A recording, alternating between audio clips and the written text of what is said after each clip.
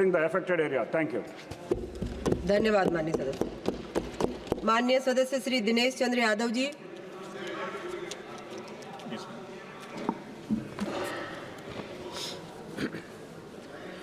धन्यवाद सभापति जी। माननीय गृह मंत्री जी, आपदा प्रबंधन अधिनियम 205 के वर्तमान की आवश्यकताओं को ध्यान में रखते हुए संशोधन का प्रस्ताव लाया है।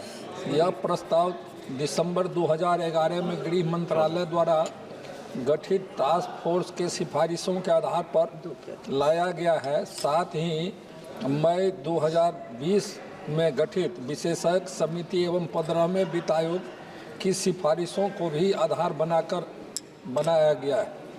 मुख्य संशोधन धारा 2, धारा 3 और 5, धारा 6 में कुछ नए धाराओं को समावेश एवं अन्य कई धाराओं में संशोधन का प्रस्ताव है।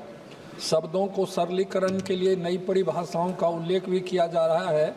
मैं समझता हूं कि संशोधन से आपदा प्रबंधन कानून और सशक्त एवं सक्षम होगा। सभापति जी, अपने देश में प्राकृतिक और मानव निर्मित बड़ी बड़ी आपदाओं का खतरा बना रहता है। समुद्री किनारे के लोगों को हमेशा प्राकृतिक आपदाओं, चक्रवात और सुनामी का सामना करना पड़ता है। देश के करीब 58.6% भूभाग बहुत अधिक तीव्रता वाले भूकंप जोन में आता है। अतः यह एक बड़ा खतरा हमेशा बना रहता है। देश में खेती योग्य भूमि का करीब 12% बाढ़ और नदियों के कटाव से प्रतिवर्ष खतरा झेलने के लिए मजबूर है और इसका अधिकांश भाग मेरे बिहार राज्य में है। मेरे संसदीय क्षेत्र में तो कोसी नदी का प्रकोप प्रतिवर्ष लाखों लोगों के लिए जान माल की क्षति का कारण बना रहता है।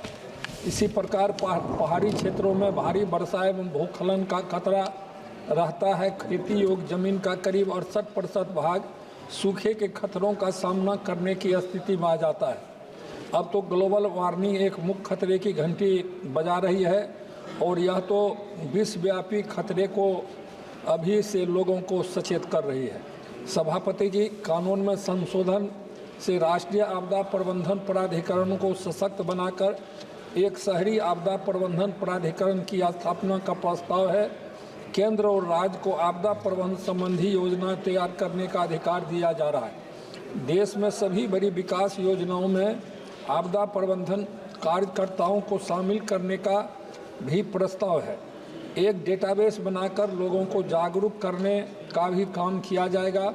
अब राज्य और केंद्र मिलकर किसी भी खतरे की निगरानी करने, आपदाओं को कम या इसके प्रभाव को कम करने के उपाय और किसी आपदा या आपदा का खतरा उत्पन्न करने वाली स्थिति से समग्र, समन्वित और तुरंत कार्यवाही करने हेतु आवश्यक संस्थागत तंत्रों की स्थापना करने का मार्ग प्रशस्त होगा।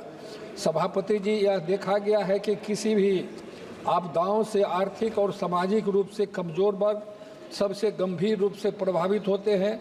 इन कमज़ोर वर्गों में वृद्धजन, महिलाएं, बच्चे, बेसहारा महिलाएं, अनाथ हुए बच्चे और निःशक्त व्यक्तियों पर आपदा का प्रभाव अधिक पड़ता है। माल मवेशी एवं खेतीबाड़ी और अन्य आधारभूत ढांचे पर भी प्रभाव पड़ता है। मेरा कहना है कि इस प्रभावित वर्गों को अधिक ध्यान में रखकर योजनाएं बनाने की आवश्यकता है। सभापति जी, मैं बिहार से आता हूं और इस चर्चा में बिहार के बारे में चर्चा करना आवश्यक हो जाता है। उत्तरी बिहार में सहरसा, सुपौल, मधेपुरा, खगड़िया, पूर्णिया, अररिया, किशनगंज, कटिहार, सारण, गोपालगंज, वैशाली, शिवहर, समस्तीपुर, दरभंगा, मधुबनी बाढ़ से सर्वाधिक प्रभावित जिले हैं, जबकि दक्षिण बिहार के अधिकांश जिले सूखे से प्रभावित रहते हैं। यह समस्या प्रतिवर्ष आती है। बिहार राज्य के 94,160 वर्ग किलोमीटर के कुल क्षेत्रफल के 68,800 वर्ग किलोमीटर भूमि क्षेत्र का 73% हिस्सा बाढ़ के लिए कमज़ोर है। देश में बाढ़ से कुल क्षति का लगभग 40% हिस्सा बिहार में आता है। देश में कुल बाढ़ प्रभावित आबादी का 22.1% बिहार राज्य में स्थित है। उत्तर बिहार में 5 प्रमुख नदियां कोसी, महानंदा, बागमती, बूढ़ी गंडक और गंडक नदी जो बाढ़ के लिए अति संवेदनशील है और इन नदियों का उद्गम नेपाल है। दरअसल बिहार में बाढ़ से क्षति में सबसे बड़ा योगदान कोसी नदी का ही रहता है। इसी साल नेपाल के हिमालय क्षेत्र में अत्यधिक बारिश होने से कोसी नदी उफान पर आ गया। बड़ा क्षेत्र में अत्यधिक पानी होने से एकाएक लगभग 7 लाख क्यूसेक पानी छोड़ना पड़ा। यदि पानी नहीं छोड़ा जाता तो भीमनगर का बैरेज ही कोलैप्स हो जाता। नतीजा यह हुआ कि रातों रात दोनों तटबंधों के बीच रह रहे लोगों के घर में 5 से 6 फीट पानी घुस गया।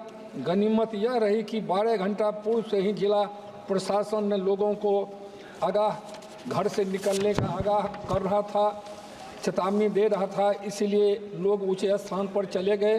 अंत पश्चिमी तटबंध टूटने से पानी का बिखराव हो गया। नेपाल में बारिश की कम हो गई, नहीं तो हमारे क्षेत्र के सहरसा, मधेपुरा, सुपौल जिला में भारी जान माल की क्षति होती। यह और बर्बाद ही हो जाता। उन लोगों के बाढ़ का पानी आने से कोसी नदी में इतना गाद आ जाता है कि पानी नदी का सतह ऊंचा हो जाता है और प्रत्येक साल बाढ़ का प्रकोप बना रहता है। सभापति जी, प्रश्न यह है कि बिहार में बाढ़ को नियंत्रित करने के लिए क्या क्या किया जाना चाहिए? मात्र बिहार सरकार के प्रयास से यह संभव नहीं हो सकता। केंद्र सरकार को आगे आना होगा। केंद्र सरकार बिहार को पूर्ण रूपेण आर्थिक सहयोग दे, परियोजना बनाई जाए और उसे समय से कार्य पूरा किया जाए। यहाँ 2 देशों की बात है। केंद्र सरकार को नेपाल से बात कर समुचित समाधान निकालना होगा, नहीं तो हर वर्ष बिहार बाढ़ की विभीषिका को झेलने के लिए मजबूर होता रहेगा। अंत में मैं एक बात और कहना चाहता हूँ कि आपदा प्रबंधन के लिए 15वें वित्त आयोग बिहार को 14वीं वित्त आयोग की अनुशंसा के 4 गुना राशि देने की बात की थी। यह लंबित है। केंद्र सरकार बिहार को उनके हक और समाधान के लिए समुचित धन मुहैया कराए। इन्हीं शब्दों के साथ में बिल का समर्थन करते हुए अपनी बात समाप्त करता हूं। धन्यवाद। धन्यवाद माननीय सदस्य। माननीय सदस्य